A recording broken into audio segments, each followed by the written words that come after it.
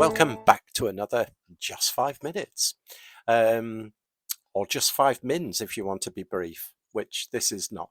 In fact, I really should rename this to approximately Just 5 Mins, but there we go. Okay, so what we've got, well, that's why I plugged the Steve Ballmer famous sort of video on there, but just change developers. I haven't got the time to go do a video editing thing. So just change developers with AI, if you could. But it is like that. And even though I didn't really start out doing like a news type thing, there's so much on the web about all this stuff, but just a couple of key things. So it's not necessarily coding for this time, but there is technology and there is AI. But anyway, let's get into it. So one of the things that you might have actually seen is, or not, is the humane pin. I don't know if you've seen that. A little bit more muted than Steve Ballmer's sort of like classic developers thing. These are, I believe they're ex-Apple people that created it. And essentially, when you look at it, it is quite compact. I wouldn't say it's a pin, more like a badge, but humane badge might have been a bit too much. But interestingly, it's sort of like a smartphone without being a smartphone, which is a bit weird. Hang on a minute. What does that mean? Well, it doesn't have a screen as such, okay? And essentially, they touted it as a, well, basically, yeah, like an AI-driven assistant more than anything. But it can do things like make a call because it's got, mobile or cell coverage and things.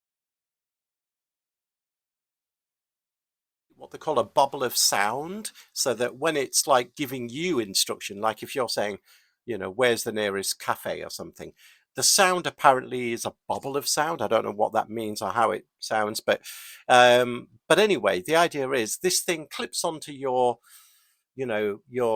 jacket, lapel, whatever you want to call it. I don't know. If you're going to wear a muscle t-shirt, I don't know how that's going to work. But anyway, but you have like it's got a battery bit at the back. So I mean, I can get the idea, but what it's really doing, it's got like a laser, so it can, if it's got like a message, you can literally hold your hand out in front of you, and using like what looks to be like a green laser, it can display that information on your hand instead of a screen. So it can do a lot of really useful things, but it's, what is it? I think in the US dollars, it's about $699 to buy, and it's about a $24 a month. I don't know what it's going to be over Europe and anywhere else in the world, but $24 a month subscription that basically is giving you its AI access, almost like access to like OpenAI or all of the AI models and such. And obviously, in the US at least, it's with T-Mobile to make obviously calls, texts, and all those things. But anyway, that's an interesting thing to have a look at. I'll put some links in the show notes. At least I suppose it's a bit of a breakthrough from the typical smartphones, which were sort of a little bit at a peak, aren't we, really, in that sort of front. But the other couple of little bits I've got is obviously the drama with OpenAI, where the board of OpenAI sacked Sam Altman, who's the main guy there, the CEO. But then there was a massive thing, and within a couple of days, Microsoft offered him a job, but he then got back and is back at OpenAI, and the board got disbanded or something. And apparently, so the story goes, you see it on the news saying, Sam Altman wasn't completely candid about the, in other words, he might have lied about something. But what they seem to think is it could be to do with, I suppose they might call it GPT-5, but it's something called Q star with a Q and an asterisk, but Q star. And allegedly, that's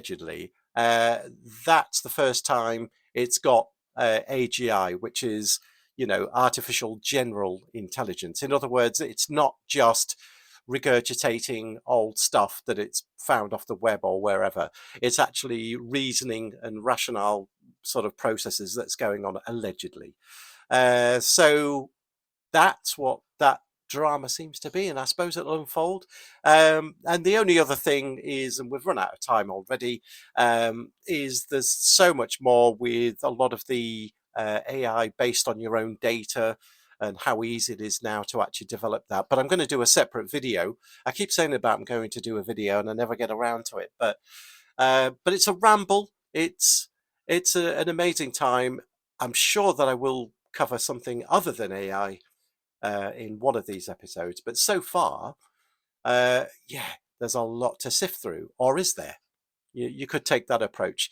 There is a lot of stuff, and it's almost like waiting for things to settle to see what you can actually use. But anyway, some of the semantic sort of search. There's one thing that I haven't got time uh, to to cover is the semantic kernel in the .NET world, which is basically the center of the Copilot stack. So where you see Copilot everywhere, there's basically an underlying semantic kernel that you can use. It's a framework that you can use to to build out your own multi-model approaches. And again, I'll go into that a little bit deeper in another episode, but I've gone way over the 5 minutes. So that's all I have this time. It's another ramble.